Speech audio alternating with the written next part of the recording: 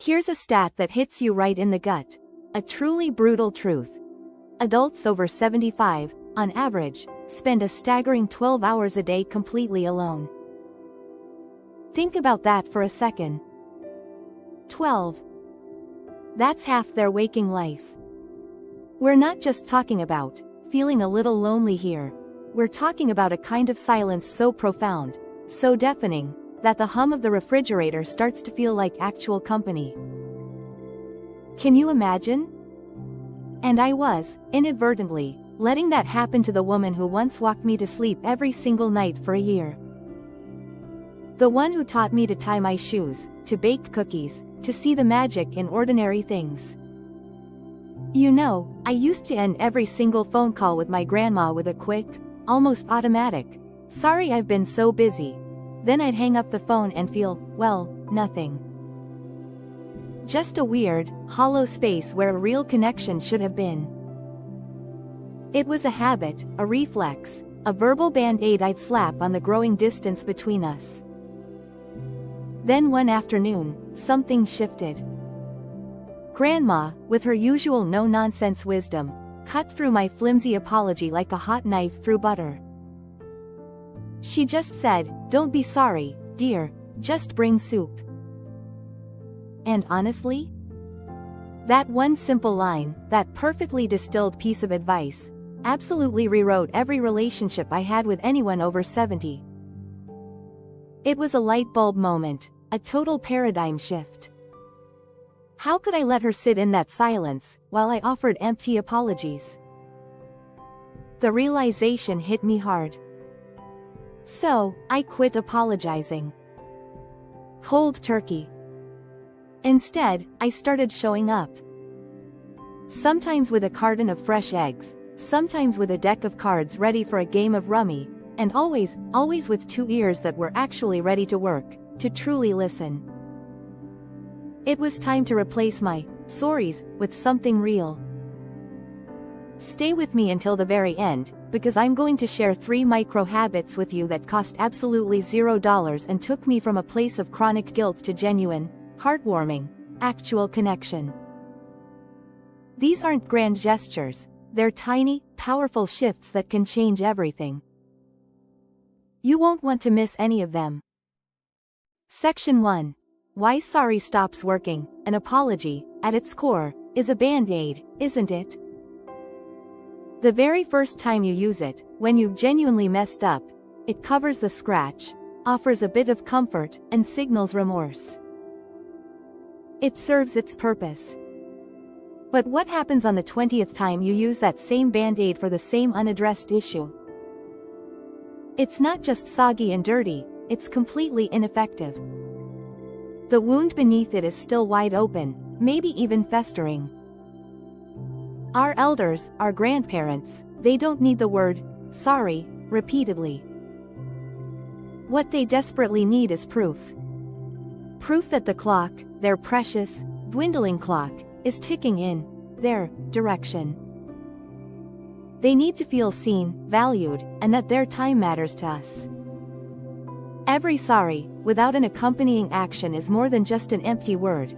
It's a missed opportunity to show them they're a priority. And here's where it gets really interesting, scientifically speaking. Neurologists at UC San Diego have actually found that positive, unexpected interaction literally thickens the myelin sheath around senior neurons. Now, if that sounds like medical jargon, let me translate. Kindness is brain fertilizer. It's like a superfood for their cognitive health. It improves their brain function, their memory, their overall neurological resilience.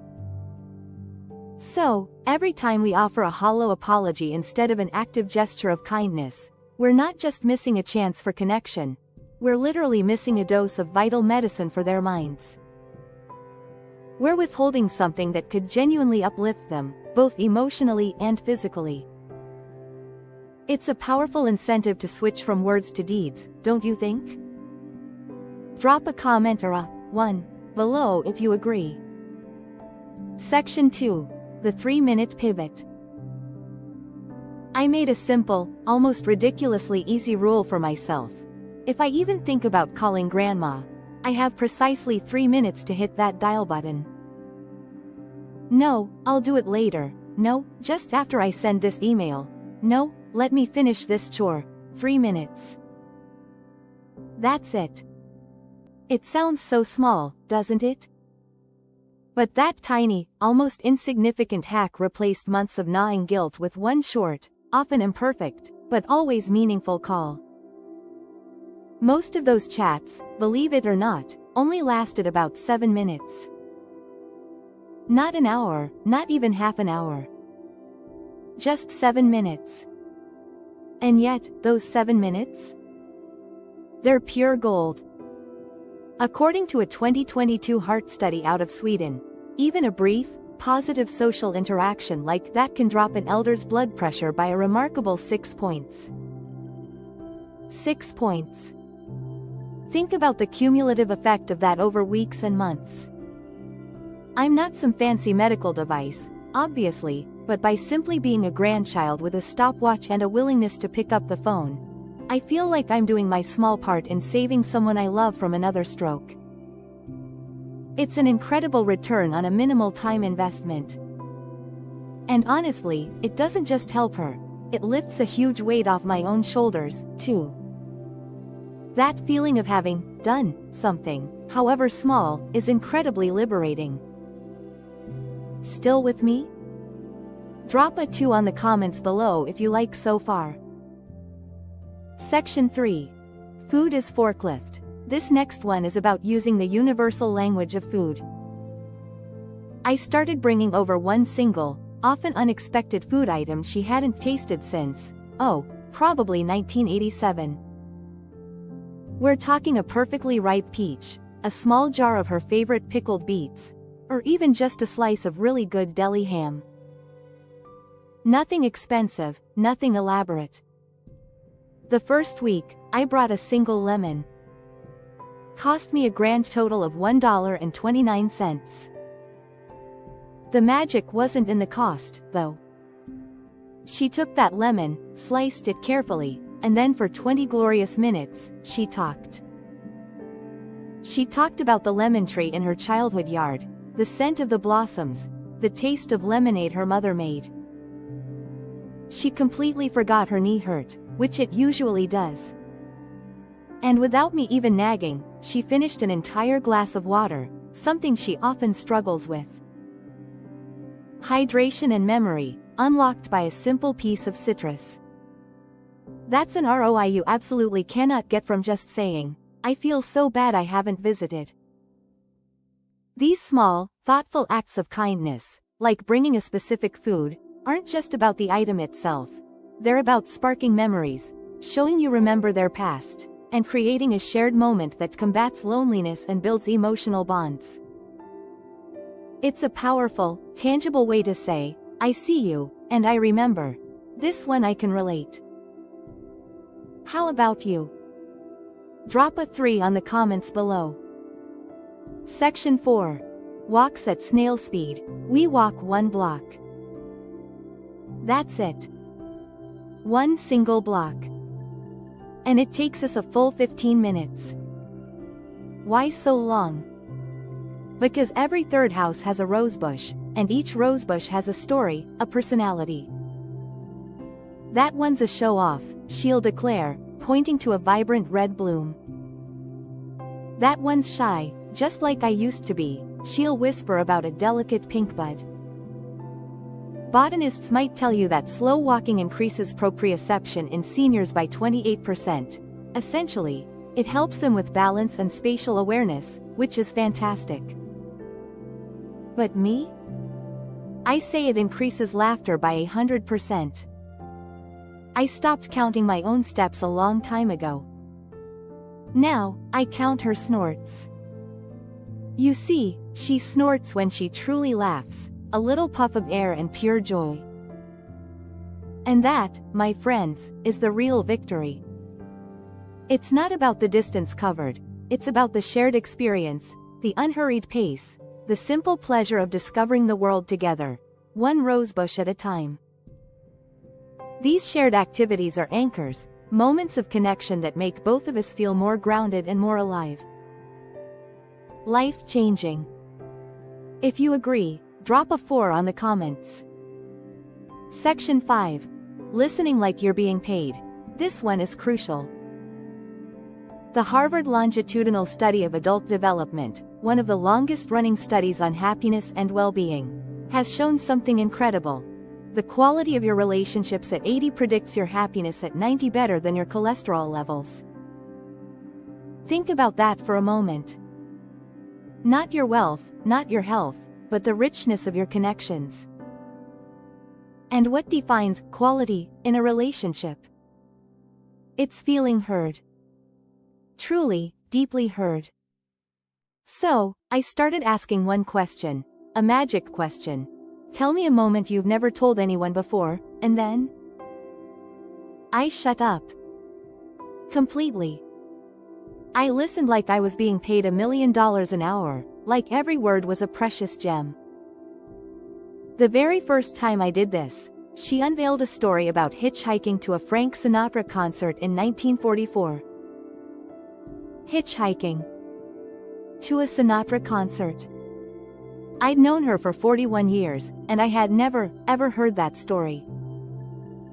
It was pure gold. Gold miners would trade a limb for that kind of payoff. It wasn't just a story, it was a window into her youth, her spirit, her dreams. It affirmed her wisdom and her vibrant past, something far more meaningful than any apology could ever achieve. These are the treasures we uncover when we truly listen. Write the word, priceless, or 5 if you agree. Section 6. The affirmation hack. We started writing one affirmation together on a simple sticky note and slapping it right on her bathroom mirror. But here's the key, it's not fluffy, generic stuff. It's real, gritty, honest lines. Things like, my legs ache, but they still carry me to the mailbox. Or, I might forget some names, but my heart remembers every kindness. These are affirmations tailored to her goals and realities, reframing negative thoughts into positive self-perceptions. Within 2 weeks of starting this, she was down from 3 painkillers a day to 2. Placebo? Maybe. But maybe, that saves liver function and reduces discomfort is a pretty good, maybe, in my book, wouldn't you agree? These personalized affirmations are powerful tools. They help elders maintain self-esteem, reduce anxiety, and foster a positive outlook, especially when they're integrated into daily life. It's about reminding them of their strengths, their resilience, and their continued worth, fostering genuine self-worth and hope. This one is a strong yes for me. Do you agree? Comment below. Section 7. Caregiver Oxygen Mask. Here's a vital truth. Kindness isn't a one-way street. It flips both ways. And sometimes, kindness means saying no. Setting a boundary isn't a lack of love, it's kindness with safety rails. It's about protecting your own capacity to give, preventing burnout, and ensuring the relationship remains healthy and sustainable for both parties. I often find myself repeating after her, almost as a mantra. I love you, and I'm going home before dark. That sentence, simple as it is incredibly powerful. It keeps resentment from moving in and wrecking the entire project of connection and care. It allows me to show up fully when I am there, because I know I also have time for myself.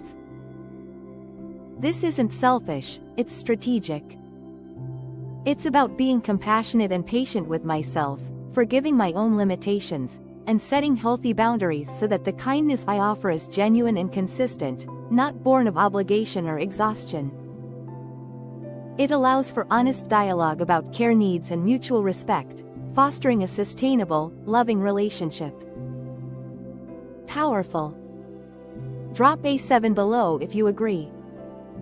Section 8. Tiny Gifts. Huge echo. Last month, I mailed her one single envelope containing just one shoelace. That's it. Attached was a note that simply read, "For when you need to take the next step, and you know what?" She keeps it in her apron pocket like a precious relay baton. She touches it sometimes, a little smile playing on her lips. The cost? 8 cents for the shoelace, plus a stamp. The effect? Permanent. These small, weird, thoughtful gifts beat out a fancy bouquet that just dies and makes her feel obligated to find a vase. It's not about the monetary value, it's about the personalized gesture, the unexpected delight, the feeling of being truly seen and understood. These tiny acts of kindness resonate far longer and deeper, reinforcing her sense of belonging and value in a way that grand, impersonal gestures simply can't. It's a reminder that kindness is personalized and relational, not just a formulaic exchange. If this one's a keeper, drop A8. Section 9. Digital Reunion. Technology can be a bridge, not a barrier. I spent an afternoon teaching her how to press one giant green button on an iPad to join our Sunday family trivia game. It was a bit of a learning curve, sure, but the payoff? Priceless. She ended up beating my notoriously competitive cousin on a question about 1950s baseball. The victory dance, which I only heard about secondhand, apparently lasted 3 days and even spilled into her phone call with the pharmacist, where she couldn't stop bragging. Did the pharmacist increase her antidepressant prescription that week? Nope. Laughter, pure unadulterated joy, did the elevating for free. This wasn't just about a game, it was about connection, purpose, and a sense of belonging. It reminded her of her wisdom and contributions, her ability to still engage and win. It's a testament to how involving elders in meaningful tasks, even digital ones, can remind them of their inherent value and nurture their emotional well-being. So, what are you waiting for?